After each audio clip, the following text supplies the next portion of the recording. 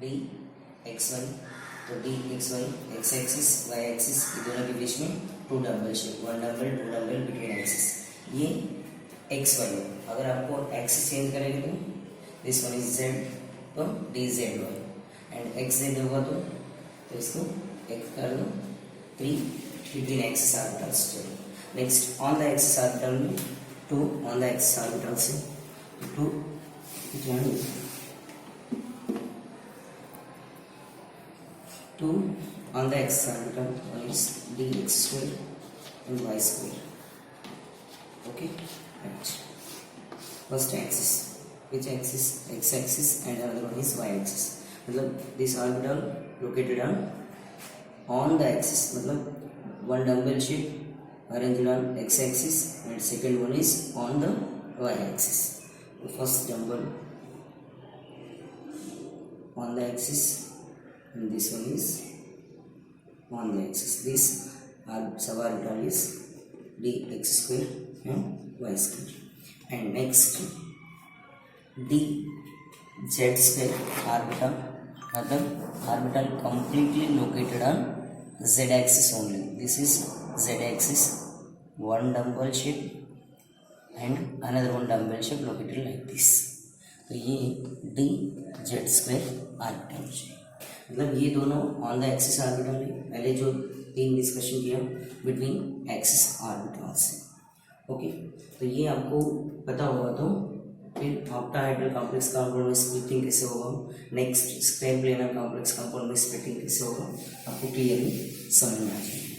First degenerate orbital means already before ligand entering ligand, d orbitals having degeneracy, that means same energy level orbitals.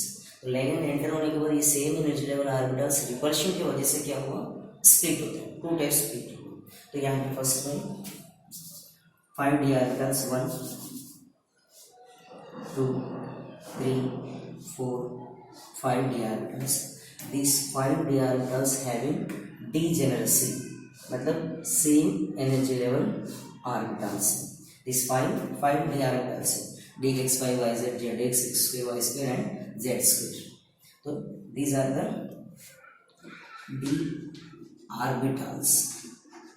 यहाँ पे जो है degenerate orbitals, degenerate orbitals. Degenerate orbital means same energy level, energy orbitals, same energy level orbitals. When ligand enter into the metal field, then these 5d orbitals will split into two types. Two types में split होगा, तो two types में split होगा तो two orbitals will come lower energy level, two orbitals, 3 orbitals will enter into lower energy level, and 2 orbitals enter into higher energy level. Okay, 2 orbitals enter into higher energy level orbital, and 3 orbitals enter into lower energy level orbital. These 3 orbitals d xy, d yz, d xz, and these two are d x square and y square and d z square. मतलब 5 d orbitals different energy level में split हुआ। ये 3 orbitals name है T2g orbitals, and ये 2 orbitals name is EG orbitals, मतलब इसका name है। This higher energy level orbitals EG orbitals, and these 3 orbitals lower energy level orbitals known as T2g orbitals, मतलब 2 energy levels में split हुआ। EG orbitals, T2g orbitals. T2g orbitals are lower energy level orbitals, EG orbitals are higher energy level orbitals. तो ये octahedral complex compound में ऐसे क्यों split हुआ, ये इंपॉर्टेंट है, ये पॉइंट इंपॉर्टेंट है। In this octahedral complex compound, the ligand enter to the metal between axis, ये जो लेगेंड है मेटालिक फील्ड में बिटवीन एक्सिस से आएंगे, मतलब ligand enter into the metallic field through the between axis when d orbitals are arranged on between axis or 3 orbitals. between axis पे यहाँ पे कितना ऑर्बिटल्स है? 3 orbital, d xy, d yz, d zx. मतलब ligand between और between axis से metallic field में enter हो रहे हैं, तो बिटवीन एक्सिस पे यहाँ पे 3 ऑर्बिटल्स है, d x y, y z, d z x. तो ये 3 ऑर्बिटल्स और लेगेंड के बीच में रिपल्शन मैक्सिमम होता है. रिपल्शन हाई रिपल्शन होगा, हाई रिपल्शन होगा तो ये 3 ऑर्बिटल्स क्या होगा? Higher, sorry okay, just small change, sorry for the mistake. In this octahedral complex compound, ligand enter to the metal on the axis. ये एक पार्ट याद रखिए, on the axis, on the axis आएगा, sorry between axis नहीं है, on the axis आएगा. on the axis पे आएंगे तो यहाँ पे ऑब्जर्व करो, on the axis, on the axis, on the axis पे कौन सा ऑर्बिटल है? Only 2 orbital, d x square and y square and D Z square. मतलब ये एक ऑर्बिटल, एक orbital. This 2 orbitals located on the axis and this line also coming through on the axis orbitals. This on the axis orbitals ligand will get more repulsion, then these 2 orbitals will get higher energy level. repulsion ज़्यादा होगा तो higher energy level पे रहेगा. and these 3 are between axis orbital, तो ligand on the axis पे आ रहे हैं, तो on the axis पे जो orbitals है वो orbital ligand के बीच में repulsion ज़्यादा रहेगा, और between axis ligand के बीच में repulsion कम होगा, तो इसलिए ये 3 ऑर्बिटल्स लोअर एनर्जी लेवल पे जाएंगे. तो लेगेंड कहाँ से आता है उस पर ऊपर डिपेंड होकर ऑर्बिटल स्प्लिट होता है. तो ligand on the axis orbital से आएंगे तो ऑन द एक्सिस पे जो ऑर्बिटल्स है वो हायर एनर्जी लेवल पे जाएंगे, और बिटवीन एक्सिस आएंगे तो between axis orbitals high energy level पे जाएंगे. बट यहाँ पे ऑक्टाहेड्रल कॉम्प्लेक्स कंपाउंड में आपको याद रखना है ligand comes through the on the axis orbitals. तो on the axis orbital में d x k y square and d z square है, तो ये 2 ऑर्बिटल्स हायर एनर्जी लेवल पे जाएगा, between axis orbitals lower energy level पे act करेंगे. This lower energy level orbitals are known as T2G orbital, higher energy level orbitals are known as EG orbital. ये 2 energy levels के बीच में जो difference है, this energy level difference is known as delta O, octahedral energy difference. Delta O means octahedral energy difference होता है. ये octahedral energy difference octahedral complex compound में EG ऑर्बिटल्स यहाँ पे क्या होगा? 3/5, यहाँ पे 2/5 एनर्जी डिफरेंस रहेगा. मतलब यहाँ पे 0.6 होगा, यहाँ पे 0.4 होगा. तो 0.4 होगा तो लोअर एनर्जी लेवल, एंड 0.6 होगा तो ये हायर एनर्जी लेवल को टाइप करेंगे. ये ऑक्टाहेड्रल कॉम्प्लेक्स कंपाउंड में स्प्लिटिंग ऑफ डीजेनरेट ऑर्बिटल्स. इतना याद रखना है आपको. ऑक्टाहेड्रल कॉम्प्लेक्स कंपाउंड में लेगेंड जो है ऑन द एक्सिस से आएगा, ऑन द एक्सिस पे जो ऑर्बिटल्स है वो हायर एनर्जी लेवल पे जाएगा, बिटवीन एक्सिस जो ऑर्बिटल्स है लोअर एनर्जी लेवल पे जाएगा. तो lower energy orbitals are known as T2G orbitals, higher energy level orbitals are here EG orbitals. मतलब 2 orbitals are EG orbitals, 3 orbitals are known as T2G orbitals. octahedral energy difference. ये clear होगी. After splitting, filling electrons in the orbitals. split होने के बाद electron filling देखिए. electron filling, electron कैसे fill होगा?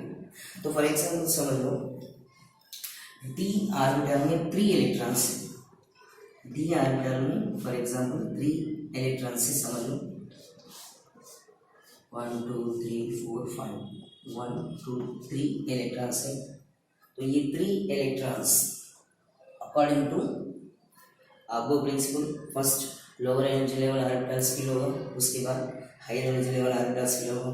तो ये 3 ऑर्बिटल्स फर्स्ट ऑर्बिटल में 1 इलेक्ट्रॉन आ जाएगा, सेकेंड में 1, थर्ड में 1 इलेक्ट्रॉन फिल होने के बाद नेक्स्ट पेयर होगा। बट यहाँ पे कितना है, 3 इलेक्ट्रॉन्स हैं।